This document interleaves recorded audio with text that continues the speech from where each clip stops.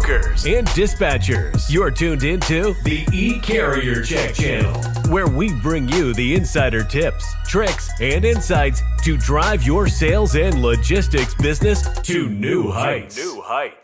Each week, your hosts, Jared and Nate, sit down with the top professionals in the industry, diving deep into everything from prospecting and cold calling to maintaining carrier relationships and maximizing your bottom line. Learn real-world strategies, hear success stories, and get actionable advice you can implement in your business today. So buckle up and get ready for an entertaining and informative ride.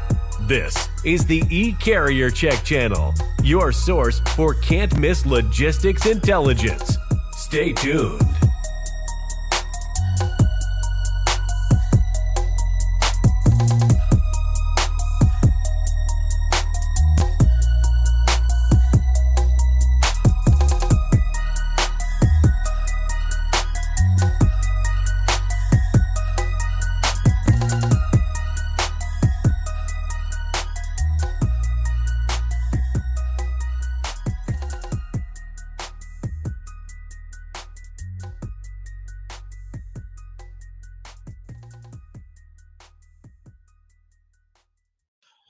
Hey, good morning. Happy Friday. We made it through the week, man. We're here. So glad to be here today, and super happy to see some of the comments that we've been getting on our YouTube channel and our videos of what people like to see us do, and some really good ideas. This is actually our first one that's new for us that we're doing today.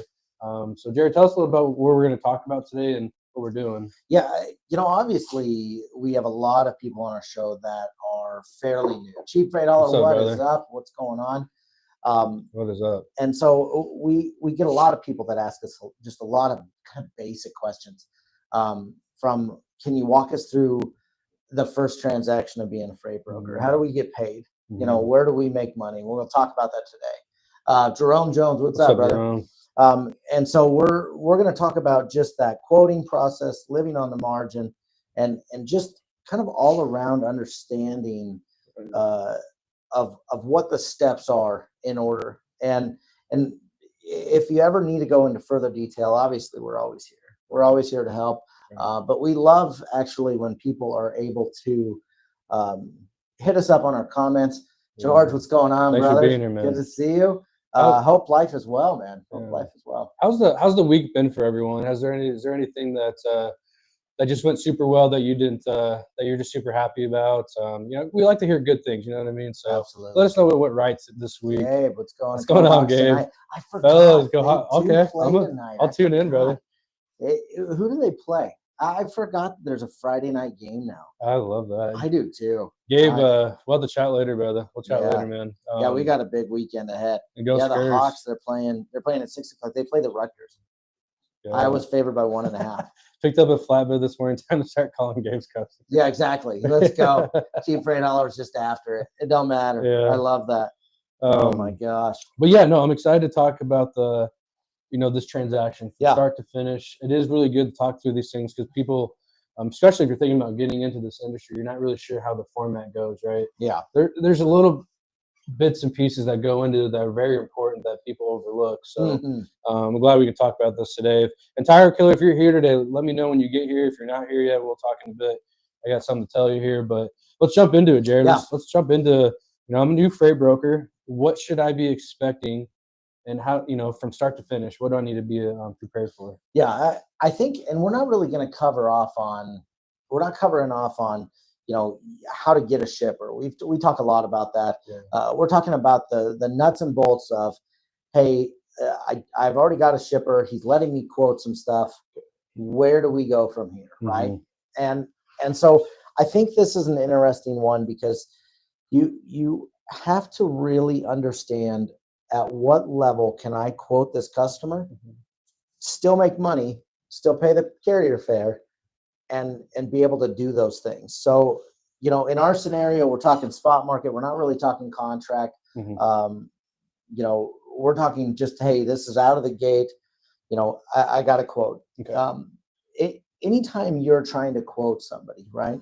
And that's where we're going to start is how to quote, is go out and find some trucks. right? If your client that you just got is in Omaha, Nebraska, or somewhere in Des Moines or something like that, right? You need to find some local guys. You need to find what's on the bid board to see what nomads are running through there and get a fair shake of a fair rate, right? And you'll see that. You and I have been a part of a lot of different quotes, right? Okay. And we're talking like some people come in at $1,000, some people come in at $2,000. Right. And you're like, what the hell is going on, right? Right. You know, and there's no rhyme or reason to quoting sometimes. Even if you get on, you know, there's some different software that allows you to quote from their software, right? You got Green Screens or Triumph. DAT has like their powered by DAT sort of rates things. Right.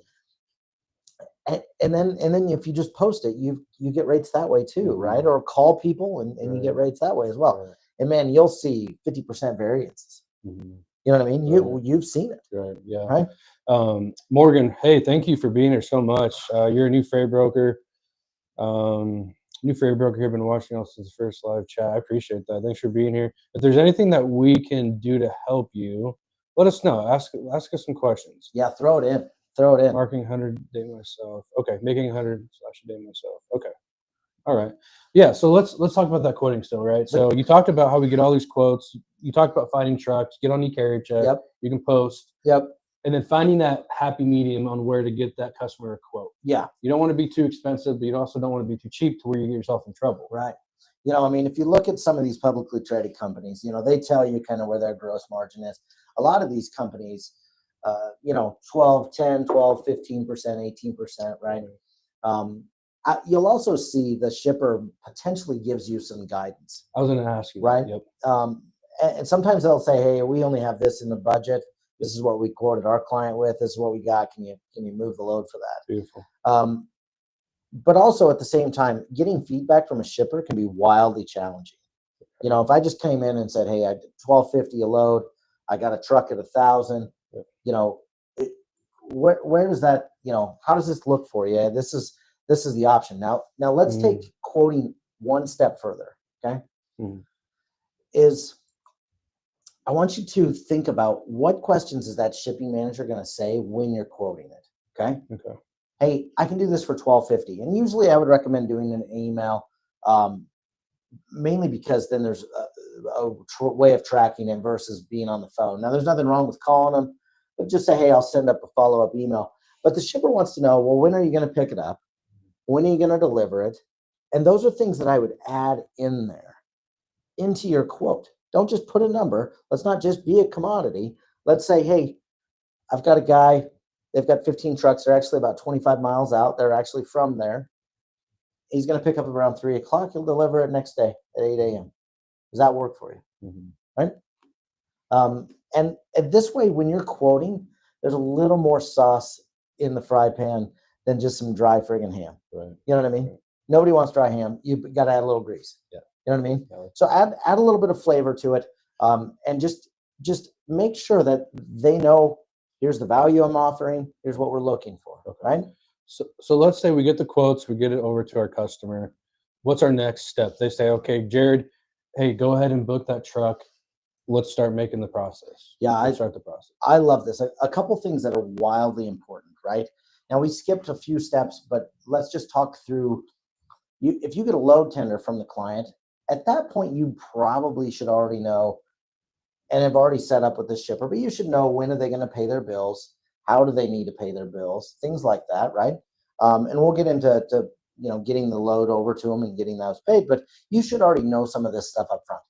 What time does the shipper open? When do they close? What are the requirements of the loads, right? Yeah. Dude, Jeff is the man. We love Jeff. The video that you all gave me tons of pointers. Just got off the cold list this week. Yeah, Jeff is insane. Hell by yeah, the way. man. That guy, one of the greatest. Him and Dan Deegan are my two favorite Canadians at the moment. There may be a third. I just don't know. What happened to Justin Bieber, bro? Come on. All right, Or Drake. Bieber. I'm not afraid to. Okay, all right. All right, so there's 4. Okay. There's definitely 4. I love that. Honestly, we need more. That's awesome. I'm using it on my next quote. I like the sausage you use on my next quote. Yeah, I think this is an interesting flavor right here. I put detention layover in a quote. That way it's clear and not a guessing game on the back end. That's Wholeheartedly agree with this. This is why I love Cheap Freight Hauler. That's some value. This is meat right here, guys. Just kind of think through, what does a shipper need to know if shit goes wrong, Right.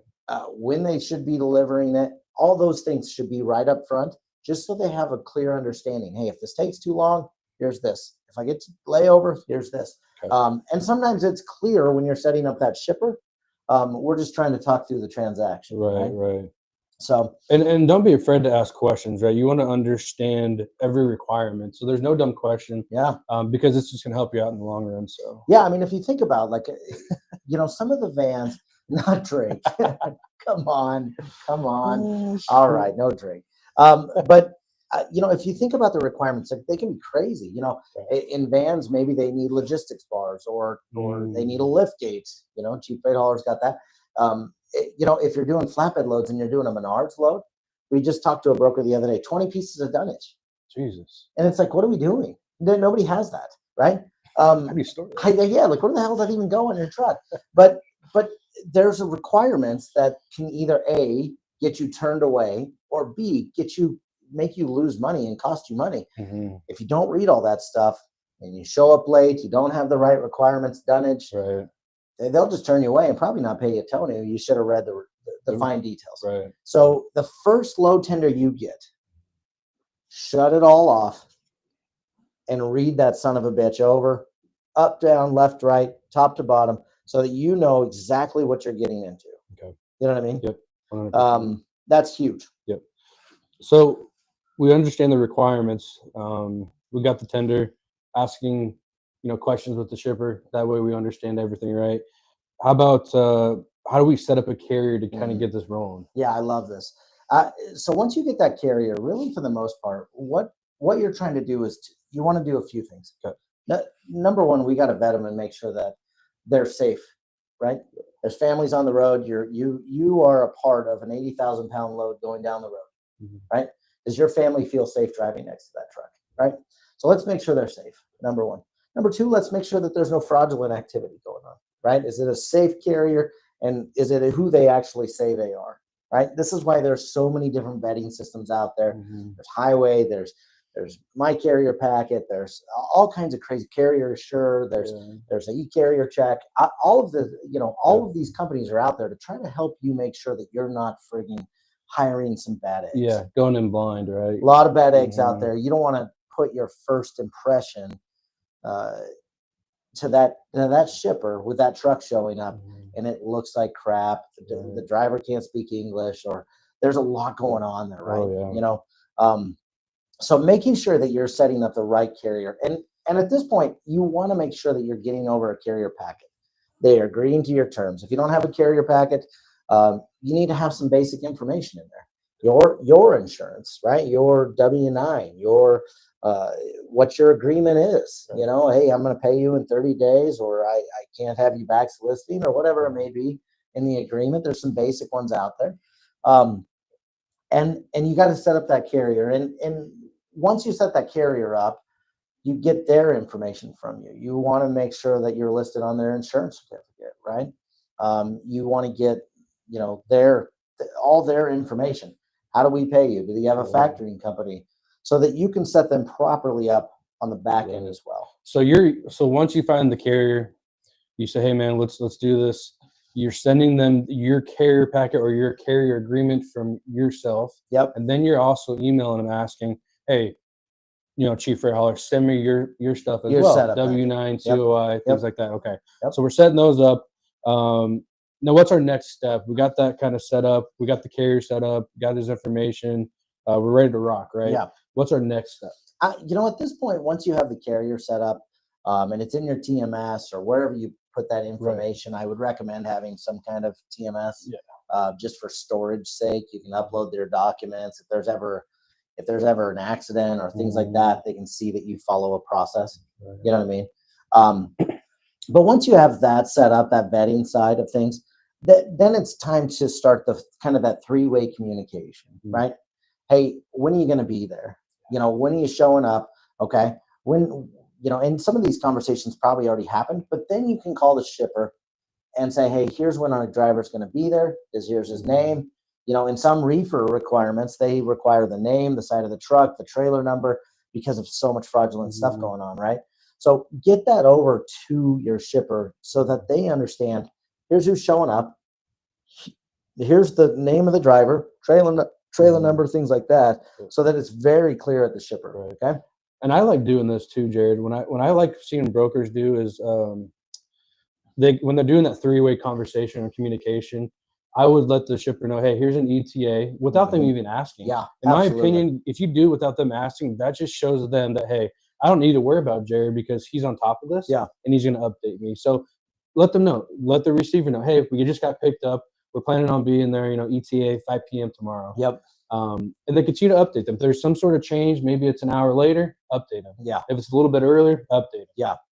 And I wouldn't be dependent on the carrier doing it.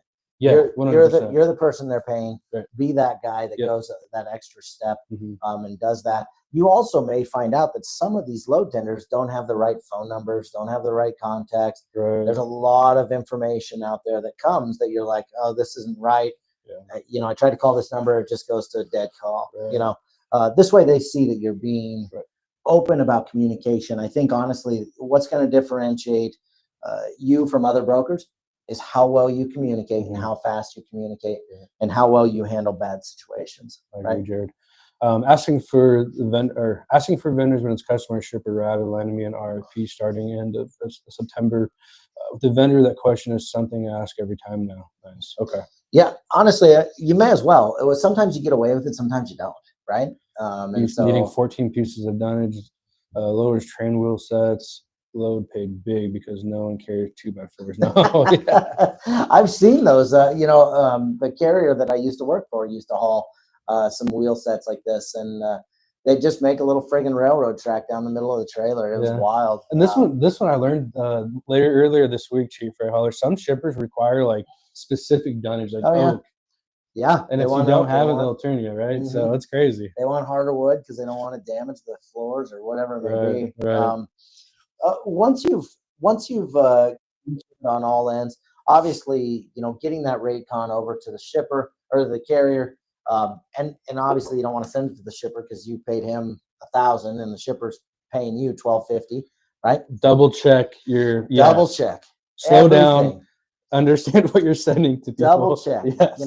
Especially if you're taking. That's how you lose a customer. Yeah, real quick. I mean, if you're losing, you really have to double check everything you're doing. So, making sure that carrier is they're only communicating with you when it comes to billing, things like that. And away we go. Luckily, this industry is used to this, and so it's definitely in that mark. I'm excited to say though that we do have a special guest on, and then we'll continue where we were at. Yes. Samantha Jones is in the house. What's going on? Hey guys, not much. Trying to get ready to go camping. We're going camping this weekend. Ooh, that's kind of fun. Yeah. Anywhere fun?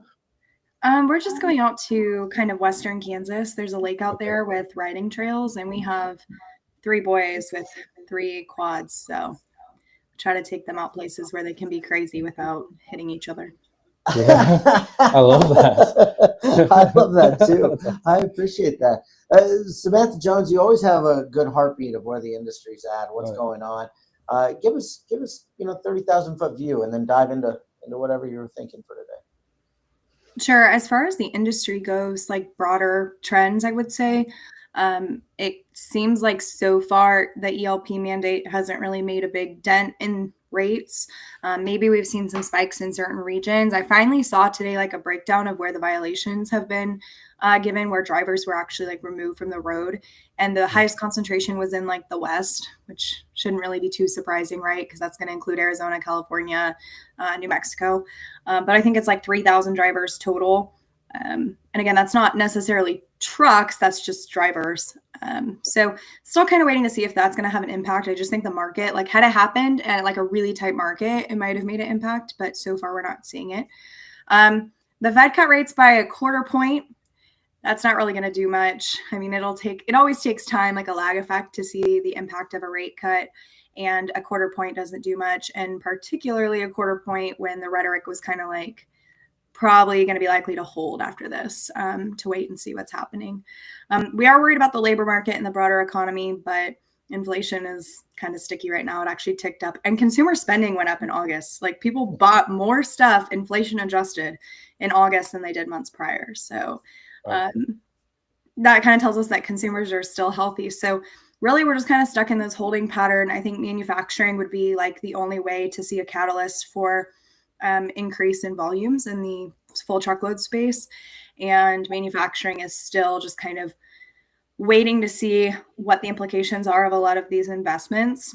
There was an AI summit kind of thing in the UK. And so there's a lot, I mean, we're talking billions of dollars being promised in Europe and in the US to do data centers and semiconductors and things like that. So they said eventually it should create like tens of thousands of jobs, which I actually believe. I'm actually a optimist around the positive effects of technology advancements on like manufacturing productivity. I think in the near term it hurts.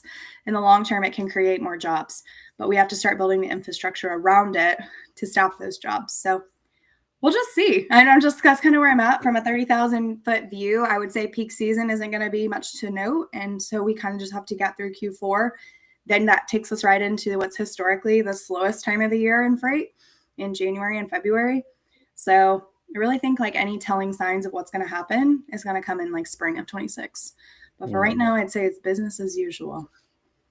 Just kind of coast through the end of this year. We were talking to a carrier the other day, and he was just talking about different things that he can kind of lope off from a cost perspective.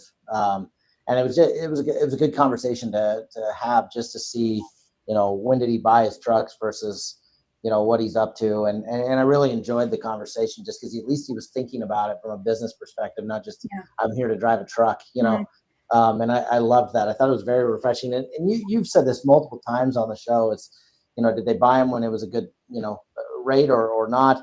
And where do you cut those costs off at? And it definitely makes a big difference in some of the that cost that they have every month. Yeah, absolutely. And I mean, we're still seeing new entrants come in right now because, in the manner of speaking, equipment's relatively easy and affordable to get your hands on. So there's still been, I think maybe I mentioned this last time I saw the numbers, super nominal. Like we had this whole industry, and the amount of exits in like MC Authority and entrants, like there was 4 more entrants than exits that month. Mm-hmm. So, I mean, but that means that there was still several thousand entrants keeping pace with exits. So maybe what we're doing is attriting people who are running on higher fixed costs to operate right now. And the new entrants are kind of scooping up that equipment and stuff at used prices. And so we'll see. When it comes to your world, obviously you do a lot of consulting for people around marketing, around automation and marketing.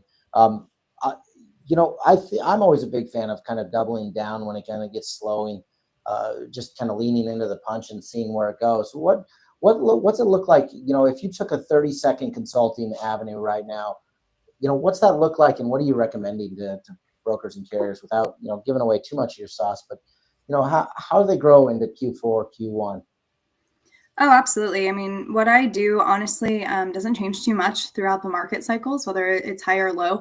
What I focus on is helping companies determine what their growth plan actually is. What are your goals? What do you have to do to accomplish those goals? And then we need to really focus on our look internally and figure out what's the messaging, what's our story, and what are our value propositions? What are we really good at? How do we double down on what we're really good at? How do we articulate that? And then you just have to determine who cares about those things, who finds value in these value propositions.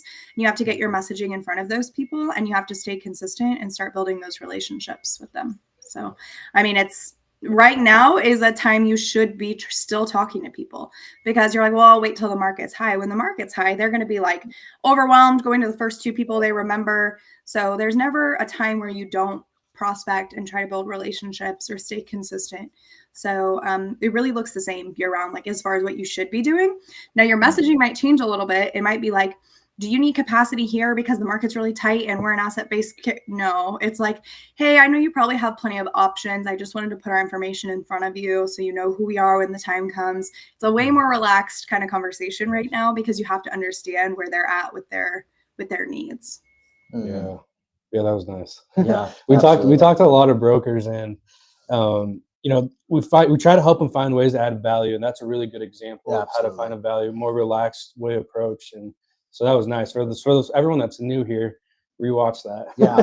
Well, and she goes over so quickly. It was nice. I know you go over it so quickly, and I'm like, no. Like you could do a bullet point show on each of those things. Like, understand. Well, I'll continue. I mean, I continue to preach it, and I don't think enough people take the advice. But if I was a broker right now trying to add value, I would focus on finding those carriers that the shippers want that the carriers just can't get to themselves. So like shippers want those 20, 50 truck fleets, those 10 truck fleets in their backyards, but it's a lot for them to set up and vendor manage 50 asset fleets, right? And so that's where you add value is you really have to understand your carrier base and you have to have good relationships with your carriers. So if I was a broker, I would focus just as hard, if not harder, on my carrier relationships and understanding a network design that I can build with carriers. And then taking that to the broker.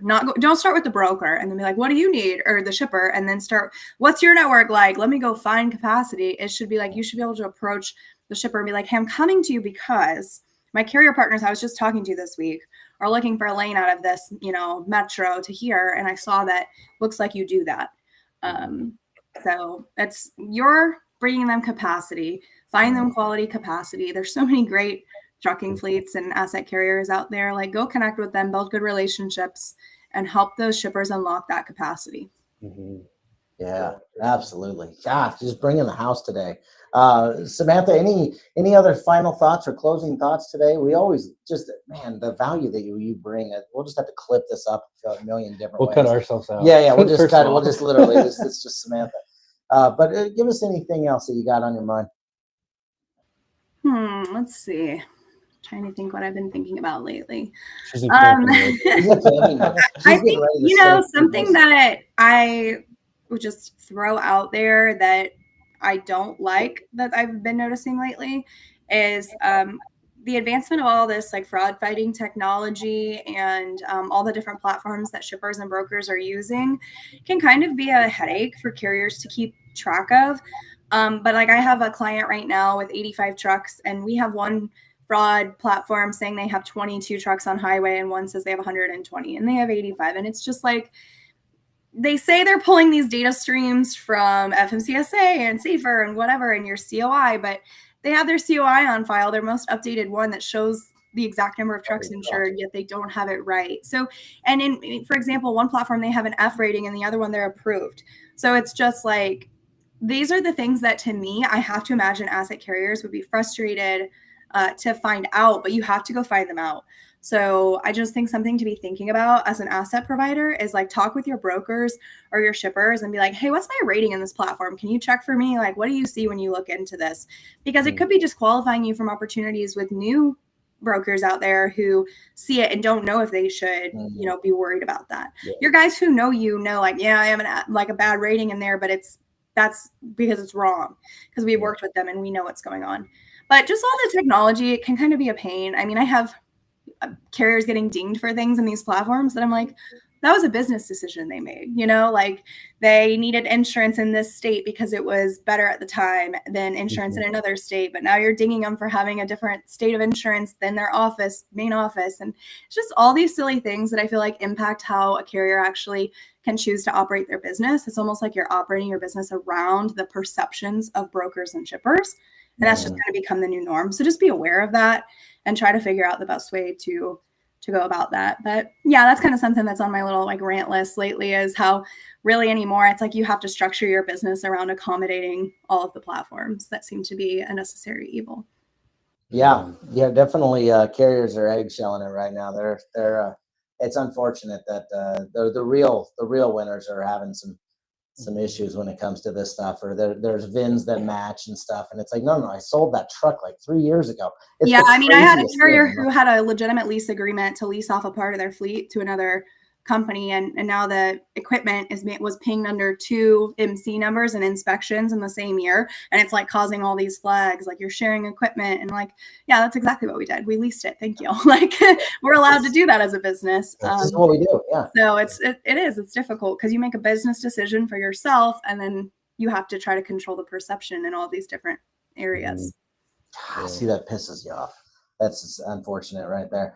Samantha Jones, I hope you have a wonderful camping trip thank you for being on. Thank you you for sharing your knowledge. We always appreciate the little glimpse that we get into your mind.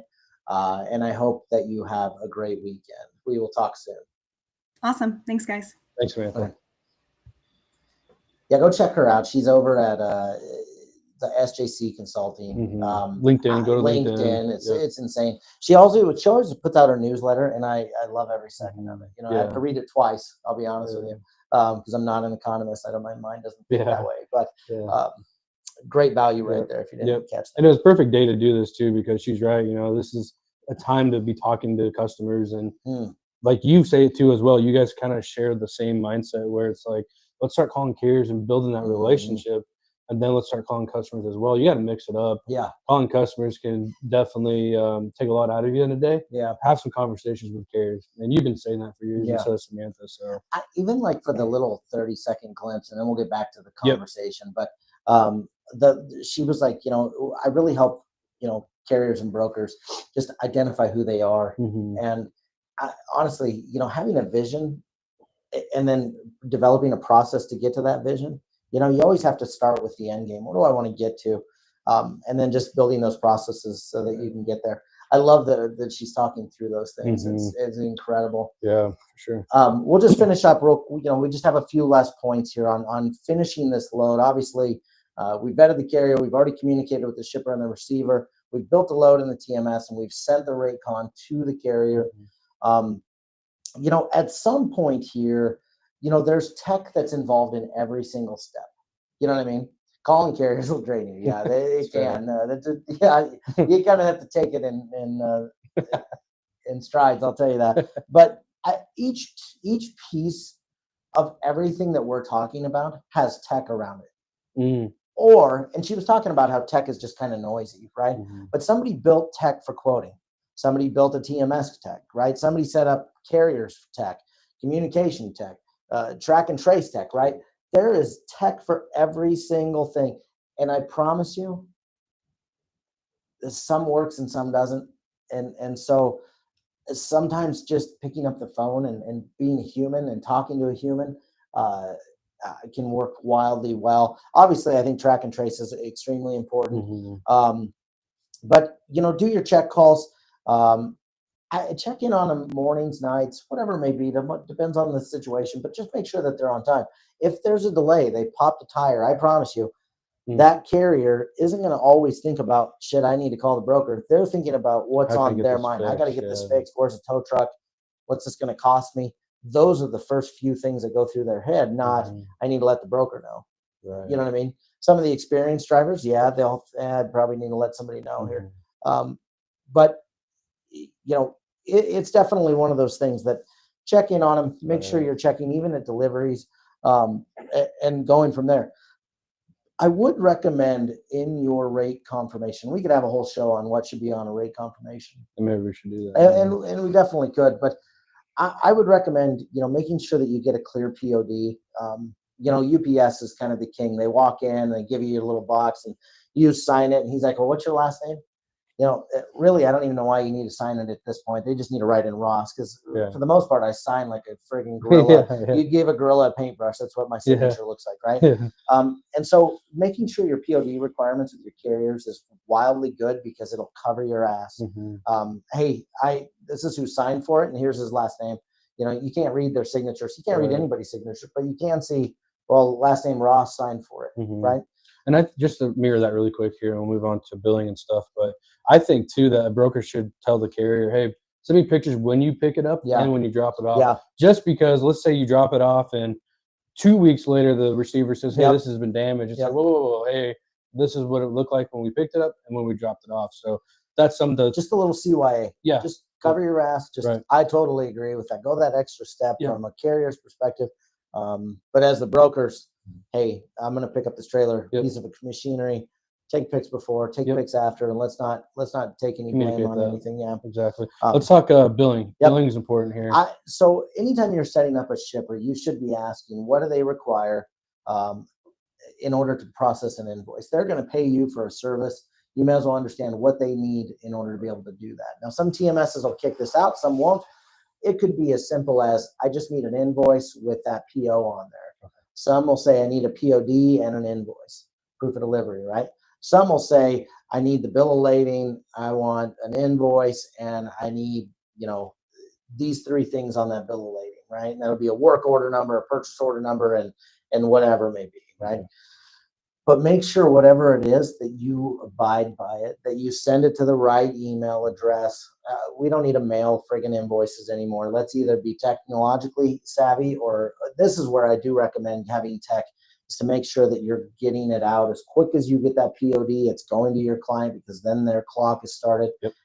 And then they'll pay you in 30 to 45 days, depending on how they have it. I would also be clear on, hey, here's how I accept payment. They don't know you. You don't know them. Maybe you need it to go to a PO box. Maybe you do take ACH. Maybe you would prefer a credit card. Whatever it may be, there's tons of ways to get paid.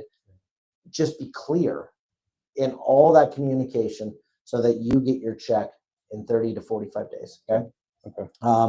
And last but certainly not least, earlier Cheap Freight Hauler said, I put on there, here's my layover, here's my detention time. Look at those receivers as potential clients.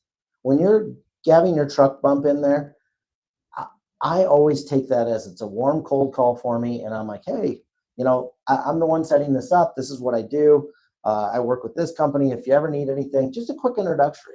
Hey, I'm just here. I'd love to send you an email. Nothing more than that. You don't need to get crazy, but it's a warm lead that's in the moment. When you call them 70 days later, 100 days later, yeah, I dropped off there in May. It's not as cool as, well, I got a guy coming in Friday, right?